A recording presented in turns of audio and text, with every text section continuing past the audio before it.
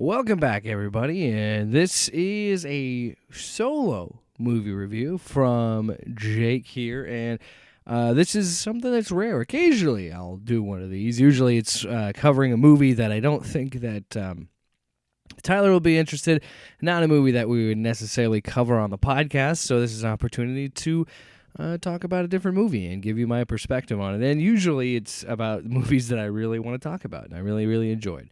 And so recently, I just saw Evil Dead Rise. I watched it on Max, something I missed in the theater.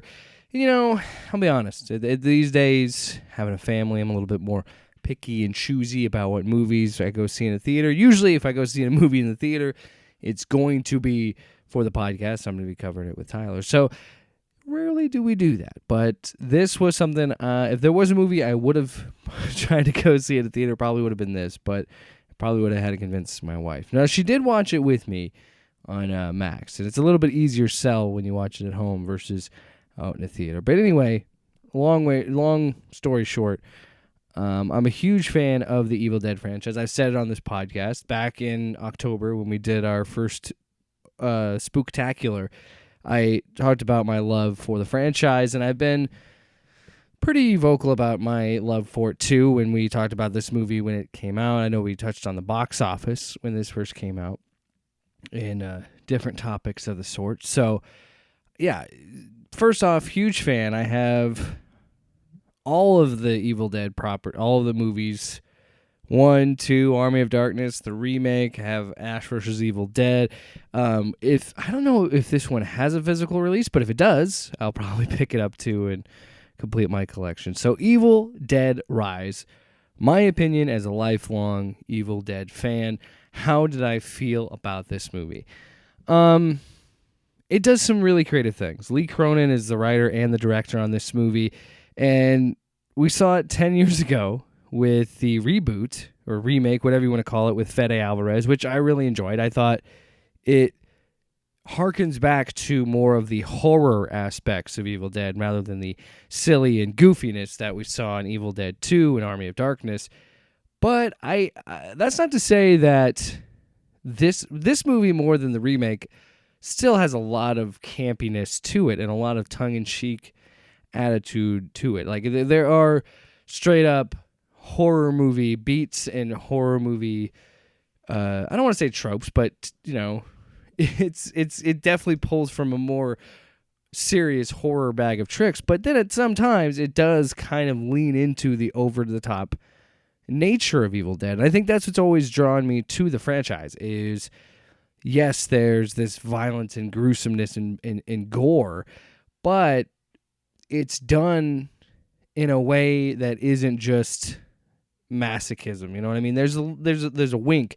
There's a way to make it entertaining and a way to make it different and fun. And really, I enjoyed the hell out of this movie. I'll be totally honest. I immediately tweeted about it that it fucking rules, and I mean that.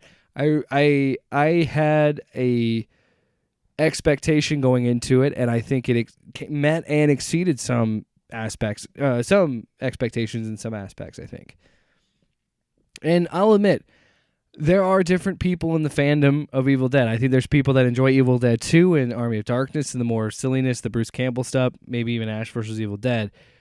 And then there's people that enjoy a little bit more of the horror and both, and I think I'm in the camp that I enjoy both. I think that that's what's so unique about the Evil Dead franchise is you can have both. You can have the silly, over-the-top Bruce Campbell stuff, but then you can also have this movie where it's gruesome and visceral and violent. But yeah, I think right out of the gate, this movie does a great job of, to me at least, saying, okay, we're going to take what we know about Evil Dead, use the things that are what make an Evil Dead movie or what kind of give the DNA of the Evil Dead stuff, but present it in a different way, modernize it, make it a little bit new. So the opening shot in the woods, where it's usually it looks like that shot that we're used to, that's in every Evil Dead movie, of the invisible evil whipping around the woods and finding its prey. But then we find out, oh, it's a drone shot, and it's somebody playing with a drone, which cool, interesting take on the character, on the franchise and how we're doing these things. And that I can't think was a nice touch to me as a fan of the series, being like, okay, we're having a little bit more fun with it. And then it immediately goes to the part where one of the characters is reading a book, and then the other character is not facing her, looking out, but reading the what's on the page, and it keeps saying, "Let me in, let me in." And then the moment when it really meets its climax of the scene, she grabs this woman's ponytail and rips her scalp off in one swoop. And it's the first like gory shot of the movie, and you're kind of like, "Oh shit." Which is fun again watching with my wife, being like, "Oh wow, we are staying true to, what we know about Evil Dead in terms of gore and stuff." And then we had the first kill where she throws a kid and throws her boyfriend in the lake, and he bloodies the lake and everything like that. His death was okay.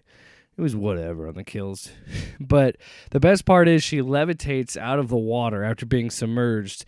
And as this girl is levitating, you see Evil Dead Rise title card come up. And just that part alone, I was like, oh, okay, this is, let's let this Lee Cronin guy cook. Let's let him cook, because I'm vibing. Do I sound like a Gen Zer? I was vibing with just the beginning of it, just that. And then the movie kind of slows down a little bit, and that is necessary, because this movie's only 97 minutes. That's one of the biggest things, too, is like, it is in and out, it is fast. It's lean. It's a theme park ride, and for me, and this, I'm not trying to be like this is how you view horror movies at all. But for me, when a horror movie is more of like a fun house ride or a roller coaster ride, I think that's what makes it better in my mind. I enjoy those type of horror movies where you're getting hit with all these different things and different elements, and it's thrilling, it's scary, it's funny, it's whatever it is. And it does a good job, I think, though, in that downtime leading up to when we finally see all the gore and then the nuthouse-ness of this movie. I think it's impactful to have a much more intimate story with a family, and I think it adds to the story and it gives it a new take, because let's be honest, when you watch those old Evil Dead movies, you don't really care about the side characters. You only care about Ash. You only care about Bruce Campbell's character. So to see them kind of go out of their way to, and the remake tried to do that as well, but really go out of the way to build around this family dynamic in this group of people. And my only critique of that is, while I like that, I wish we would have had more people in the apartment building. Because again, it's another fun idea. It's in New Zealand, but it's in LA. It's in an apartment complex. So we're taking it out of the woods. We're trying something new. We're also introducing more lore to the Evil Dead world, and it's a world that doesn't have a ton of lore. Because when you think about it, Ash vs. Evil Dead also expanded on the lore of Evil Dead. But again, it's for something that's been around for so long, it doesn't have the level of mythos and lore that you would think in a long-running horror franchise. And so we're kind of seeing that expand a little bit. Because we have this big earthquake, and then these kids find the Necronomicon, or so we think. We're finding out that's not necessarily the case. So I have a theory. Conspiracy theory with this movie. By the way, spoilers for Evil Dead Rise if you haven't seen it. The book that they find isn't the same Necronomicon that's in the Bruce Campbell movies. Now, I'm hearing that the books are supposed, like, when you think of a franchise, especially a horror franchise, you think of Freddy Krueger, you think of Jason Voorhees, Michael Myers, or what have you. Instead of a killer, this series focuses on the books. The books are the antagonist. The books are always the problem, because you always read from the book, and that's what brings in the dead and the evil dead, and that's what happens, the Deadites. And so this movie has a separate book. It's not the Necronomicon that Ash had, and it's also not the same book that's in the remake. So my thought is that these three books are going to connect somehow, and this is a way to connect all three protagonists of the movie. So bring in Bruce Campbell, that brings in Jane Levy from Evil Dead 2013, and then the woman that plays Beth in this into the fold. Now, I don't know if that will happen. It could happen, but I don't want to see Evil Dead No Way Home I don't want to see the Evil Dead verse. I kind of like the idea that it is attached in a way, but they're all kind of disconnected. Because if you think about it, the Evil Dead 2013 and this movie could exist alongside Bruce Campbell's storyline. Totally possible. And again, that's what's so interesting about this franchise, where you have the Bruce Campbell stuff that diverts into the more campy, straight-up comedy, horror comedy, to this being a straight-up horror that can have comedic moments, but it's still going for broke on the horror aspect. So I don't know how that would work, but I think that's what they're leaning towards, is that there's these books that are the driving force.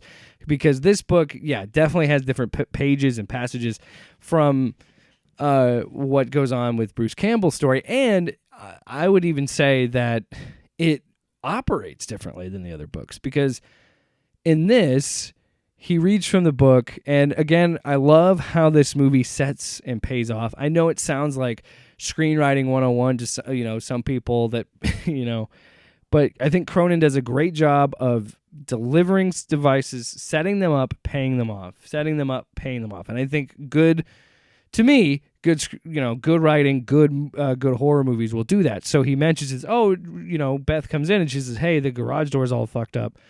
It was easy for me to get in." Excuse me. So that's telling you, as the viewer, like, oh, that's the device we're using later. That's the Chekhov's gun for later. And there's different aspects to it. There's the DJ, the one of the kids has a record player, as a DJ. So, that's how we're going to play the record to say the words of the book. And, you're just seeing those things set up. And I really enjoyed that about the movie. I'm trying not to be super rambly. I'm trying to just hit all the things that I wanted to talk about in the movie. But the book operates differently, because when he reads from the book, it works. Now, how do I say this? Because every Evil Dead movie works with possession. The Deadites are possessed people. But this is like actually turning them into the Deadites and the demons in the book. Whereas the other movies, it just made them into like a more sentient zombie character he's not necessarily a zombie. They're kind of their own thing. But possessed people. But this is more of like, okay, but they kind of turn into these versions of demons eventually, especially at the end of this movie, where this movie goes for broke and insanity, where we have the mom, the older son, the older daughter, just merged together into this 3 people, one body looking beast thing. And I love it. I absolutely love it, because one of the main tenets of this franchise has always been body horror. Even since the very first movie, the body horror has been a big aspect of it. So then just to go like really bonkers and over the top with it at the end, it's great. And again, I would argue this movie does a great job of doing what I think has always worked with Evil Dead 2 and Ash vs. Evil. Not so, like, it doesn't have to be as funny as those, but it is. The gore and the violence in this is funny, and it has to be, because otherwise, what are we doing watching this? At some point, if you don't have a little wink to the camera and have a little humor to it, it just becomes real gruesome, and it becomes really gross. And that's a big compliment to this movie.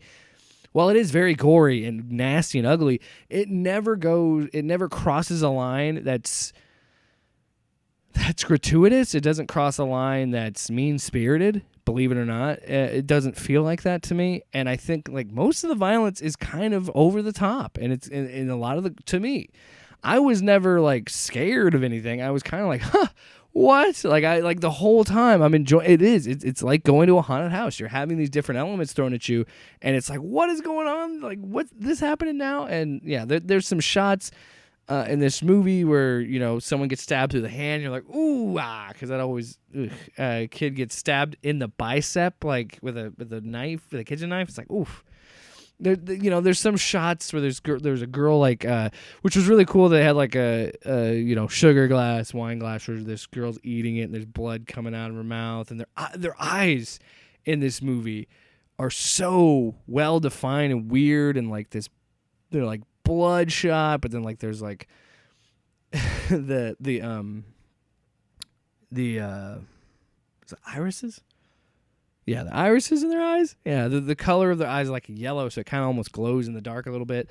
My favorite shot of the movie, the most innovative shot of the movie, was when you watch this whole this whole sequence of the mom that's the main character, the main antagonist, the mom that's possessed, just fucking killing dudes, like destroying dudes in this hallway. But you only see it through the peephole of her apartment door, which I thought was a really cool shot, really fun idea. And there's like blood splattering on the peephole, and it's all just through that perspective. And you don't see a lot of shots like that. And it was an interesting take. And Cronin and his DP shoot the shit out of this movie. Like, this movie looks great. I loved the techniques that he was using, just the craftsmanship. And I think if you're looking at tent poles of what works as what an Evil Dead movie is, or what could be the DNA of an Evil Dead movie, it has to be gory and insane. It has to be over the top, but it also has to have a good director that knows how to show style and show different shots and show me something new, and it seems to do that. And I think the effects in this are great, and it's I mean, this movie was made for like $15 million. It made it made 140 or something like that. Like, it just shows you that you don't have to be these big blockbuster superhero movies to make money, and you can still make these interesting. Yes, it's a franchise, but it still feels like a new, fresh take in the universe. It feels like its own thing, but also feels like it belongs alongside any of the other Evil Dead movies. And that's probably my biggest compliment of it. And it does a great job of delivering the Easter eggs to me. Now, you could argue some of them are a little heavy-handed, but I love the way that they use the swallow your soul line. I love the fact that all the people that died... Oh, that's another thing, too. The possession, I like how they did that as well, of how she was able to pass it to her kids and all that stuff. But anyway, the evil.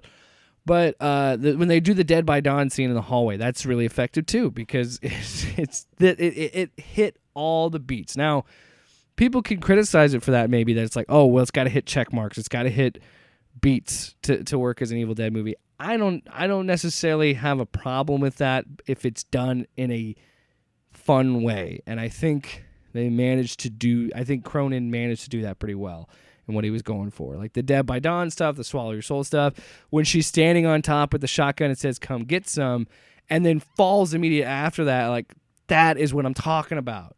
That is the kind of shit that I want to see. Because, again, and I saw an interview with Bruce Campbell and Sam Raimi talking about it, and Bruce Campbell, I think, nailed it. What makes these Evil Dead movies so appealing to a lot of people is that the protagonist is an everyday person. They don't have special powers. They're not like the chosen one, unless, of course, you talk about Ash vs. Evil Dead, but I digress. It could be you or me fighting these situations, and it's great. I loved it. Evil Dead Rise, as a lifelong fan of Evil Dead, I give it a huge thumbs up. Strong approval. I really, really love this movie, and again, I had expectations. It exceeded them. I thought I was going to enjoy this movie. I came out really, really enjoying it. I